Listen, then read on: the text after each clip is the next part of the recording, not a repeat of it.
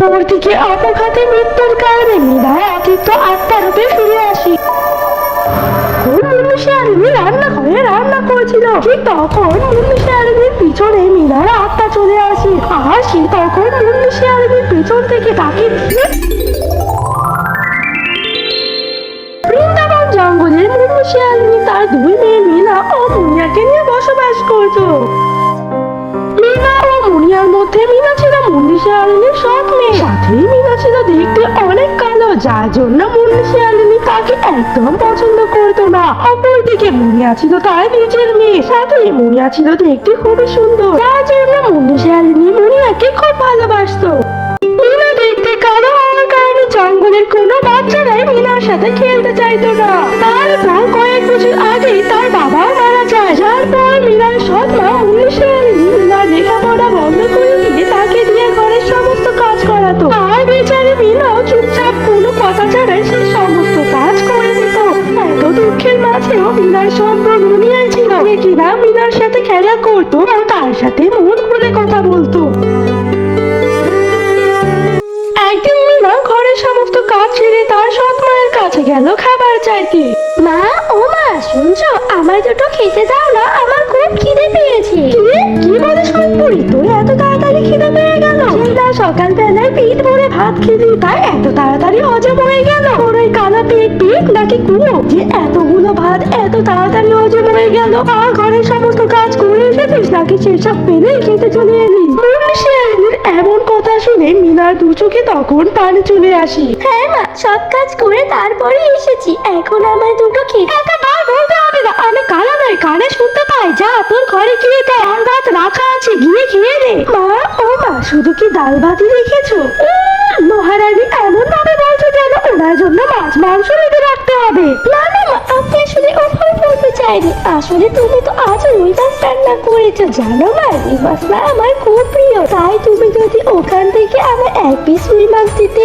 বাবা, এই মেয়ের লোভ দেখেছো, রুই মাছ খাবে। খেতে খেতে তো তোর মা বাবা দুটোকে খেলি, এখন বুঝি আমারও আমার মেয়ের উপর নজর পড়েছে। না, এখান থেকে কালো করছে চেহারা নিয়ে, না হয় কিন্তু খুব মার খাবি। মা, ও মা, তুমি আপুর সাথে এমন কেন করছো? তুমি তো আজকে অনেক মাছ রেখেছো, তার থেকে আপুকে একটা দিলে কি হয়? সৎ বোনের জন্য দরদ একেবারে উতলে পড়ছে। শোন, অত সৎ বোনের উপর দরদ না দেখিয়ে চুপচাপ ভাত খা, না হয় কিন্তু তোকেও খেতে দেবো না। এইসব কথা শুনে মিনা তখন সেইখান থেকে কাঁদতে কাঁদতে দৌড়ে চলে গেল।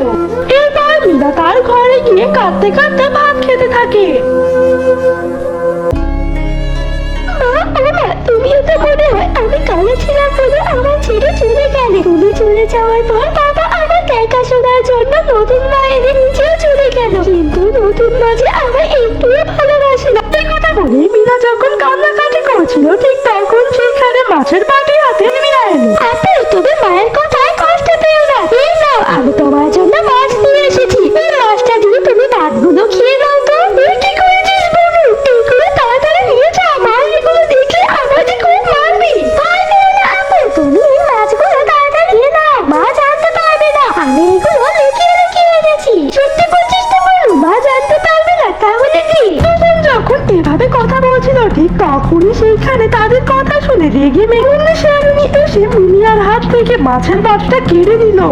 হ্যাঁ রে মিনা, তোর এত লোভ! আমি মাছ দেবো না বলেছি বলে আমার মেয়েকে ফুসলিয়ে ফাসলিয়ে মাছ খাওয়া হচ্ছে না। আজকে আমি তোকে মাছ খাওয়াবো। না না মা, আমি কিছু করিনি, আমায় কিছু করো না মা। হ্যাঁ মা, তুমি আপুকে কিছু বলো না, আপু আমায় কিছু বলেনি, আমি নিজেই আপুর জন্য মাছ নিয়ে এসেছিলাম। মা, মুনিয়া, তোর ওর দোষ নিজের ঘাড়ে দেওয়ার কোনো দরকার নেই। আজকে আমি ওকে পিটিয়ে ওর সমস্ত বদমাশি বের করছি। এরপরে কারো কথা না শুনে মুন্নি শেয়ালিনী একটা মোটা লাঠি দিয়ে মিনাকে ইচ্ছে মতো মারতে থাকে। আমাকে খুব লাগছে, আমার খুব ব্যথা লাগছে। আমি কথা দিচ্ছি, আমি আর কখনো কোনো বদমাশি করবো না। এই যে আজ তোকে মারলাম, এই মারটা তোর সারা জীবন মনে থাকবে। পরের বার থেকে এমন কোনো বদমাশি করতে গেলে তুই 1000 বার চিন্তা করবি।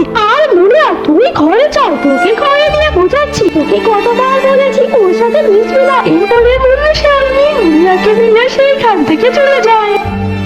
আর বেচারি মিনা তখন না খেয়ে কাঁদতে কাঁদতে শুয়ে পড়ে। এমন ভাবে এই সৎ মায়ের অত্যাচারে মীরার দুঃখে দিন কাটতে লাগে।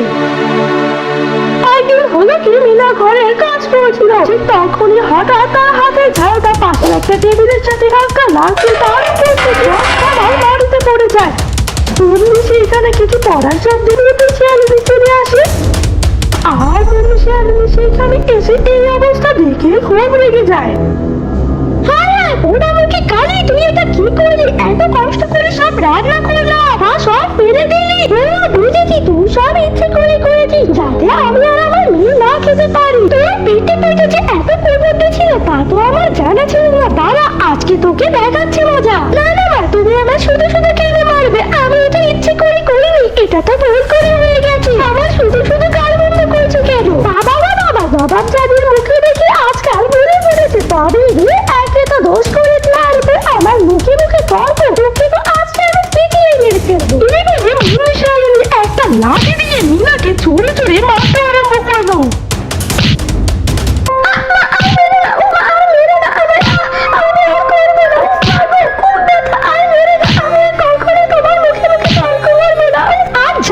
তোকে আমি ছাড়ছি না, ছাড় দিতে দিতে তোমার মুখে অনেক বুদ্ধি ফুটেছে। আজ এইসব বুদ্ধি আমি বন্ধ করে ফেলতে হবে।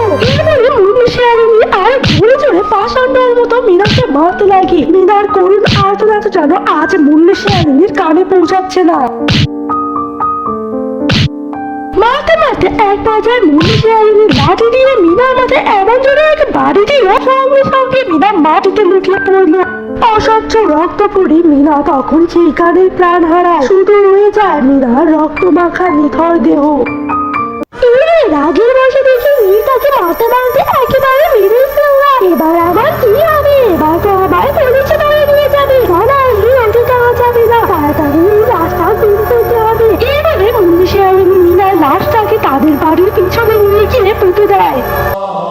যাক বাবা, এতদিনে রাগের বসে হলে একটা কাজের কাজ করলাম। এই কাজটা আমি আরো আগে করে ফেললে এতদিন এই সতীনের কালো কুচিত মেয়েটাকে আর সহ্য করতে হতো না। কিন্তু যাই হোক মা, মীরা তোকে যে আমার খুব মনে পড়বে। তোকে এবার মেরে ফেললাম, এবার যে সমস্ত কাজ আবার নিজেরই করতে হবে। কিন্তু তুই কষ্ট পাস না, তোকে তো আজ না হয় কাল মরতেই হতো, কারণ তুই না বললে এই পুরো সম্পত্তি তো আর আমার মেয়ের হতো না। মীরাকে এইসব কথা বলে মুন্নি শিয়ালিনী খুশি হয়ে এরপর সেইখান থেকে চলে যায়।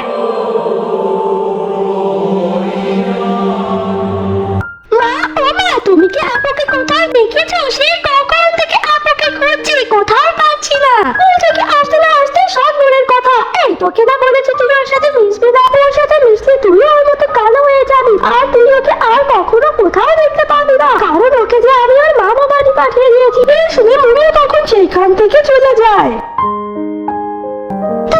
আজকে সারাটা দিন মাটি হয়ে গেল। ইস, আজ যদি আপু থাকতো কতই না মজা হতো। আপুর সাথে কত কথা বলার ছিল, মাঝে কেন আপুকে মামা বাড়ি পাঠিয়ে দিয়েছে। আর আপু তো মনে হয় মামা বাড়ি গিয়ে আমার কথা একেবারে ভুলিয়ে গিয়েছে। অপরদিকে অপঘাতে মৃত্যুর কারণে মীরা কিন্তু আত্মার রূপে ফিরে আসে। ফিরে এসে মীরা যখন তার সব বোনের মুখে এইসব কথা শুনলো, তখন মীরার দুই চোখে পানি চড়িয়ে এলো। আমি আজ তোকে ছেড়ে যেতে চাইনি, কিন্তু কি করবো বল? তোর মা তো আমায় তোর সাথে বাঁচতে দিল না, আমায় মেরে ফেললো। কিন্তু এবার আমি আবার ফিরে এসেছি আমার মৃত্যুর বদলা দিতে। আমার তোর মা মেরেছে না, আমি তোর মাকে বাঁচতে দিব না। এই বলে মীরার আত্মা তখন নিজের আধ্যাত্মিক ক্ষমতা বলে সেইখান থেকে উধাও হয়ে গেল। অপরদিকে তখন মুন্নি শিয়ালিনী রান্নাঘরে রান্না করছিল। ঠিক তখন মুন্নি শিয়ালিনীর পিছনে মীরার আত্মা চলে আসে, আর সে তখন মুন্নি শিয়ালিনীর পেছন থেকে তাকে এক লাঠি। মুন্নি শিয়ালিনী একটুর জন্য উনুনে দাও দাও করে জ্বলতে থাকা আগুনে পড়ার হাত থেকে বেঁচে গেল। এই কে রে, কে আমার লাঠি মেরে ফেলে দিলি? কার এত বড় সাহস? সাহস থাকে সামনে আয়, তারপর তোকে দেখাচ্ছি মজা। মুন্নি শিয়ালিনীর এই কথা শুনে মীরার অদ্ভুত আত্মাটা মুন্নি শিয়ালিনীর সামনে দৃশ্যমান হলো।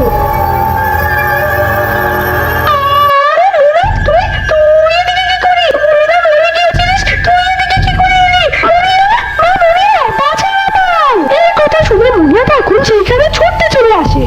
কি হয়েছে মা, এভাবে ভয়ে হাঁপাচ্ছ কেন? ওই কোথায় যায় তুমি? আমার বাঁচা, মীরার হাত থেকে আমার বাঁচা।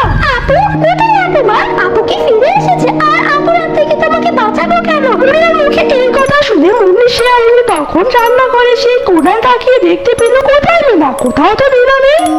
আমি একটু আগে না ওইখানে মিনা ছিল, তা হঠাৎ করে মিনা কোথায় চলে গেল? ধুর, আমিও না কি সব ভাবছি, আমি তো নিজের হাতে মিনাকে মাটিতে পুঁতে দিয়ে আসলাম, ও আবার কি করে ফিরে আসবে? সেই দিন রাত্রিবেলা যখন মুন্নি শিয়ালিনী আর মুন্নি আর নিশ্চিন্তে ঘুমাচ্ছিল, ঠিক তখনই সেইখানে মিনার অতিরিক্ত আত্মা চলে আসে। মা, মা, তুমি ঘুমাচ্ছ কেন? আমি কি দোষ করেছিলাম যার মূল্য আমাকে আমার জীবন দিয়ে দিতে হলো? বলো না মা, বলো, তুমি ঘুমাচ্ছ কেন? কি কারণে তুমি আমায় মেরে ফেললে? আমার দোষটা কি ছিল? আমি কি অনেক বড় অপরাধ করে ফেলেছিলাম? মিনার এই সমস্ত কথা শুনে মুন্নি শিয়ালিনীর ঘুম ভয়ে ভেঙে গেল। কে কে এখানে? কে এখানে এসে এইসব কথা বলে আমার ভয় দেখানোর চেষ্টা করেছে? আমি বলছি সামনে এসো, তাহলে কিন্তু খারাপ হয়ে যাবে। ভয়ে কাঁপতে কাঁপতে যখন মুন্নি শিয়ালিনী এইসব কথা বলল, তখন এইসব কথা শুনে সেখানে মিনার অতীত আত্মা এসে হাজির হলো। মিনার এমন ভয়ানক রূপ দেখে মুন্নি শিয়ালিনীটা ভয়ে একেবারে হকচকিয়ে গেল। মুন্নি শিয়ালিনীর কথা বলার শব্দে এদিকে মুনিয়ার ঘুমও ভেঙে গেল। কি হয়েছে মা, তুমি এভাবে বসে আছো কেন? আরে আপু যে, তুমি কখন আসলে? তুমি না বাবা বাড়ি চলে গিয়েছিলে, সেখান থেকে আবার কি করে আসলে? আর তুমি ওভাবে ব্যথা পেলে কি করে? জানো আপু, আজকে আমি সারাদিন তোমাকে অনেক মিস করেছি। আমি তো ভেবেছিলাম আর কখনো তোমার সাথে দেখাই হবে না, কিন্তু তুমি কথা বলো, তুমি আবারও আমার কাছে চলে এলে। হ্যাঁ, আমি আছি, তোমাকে খুব মিস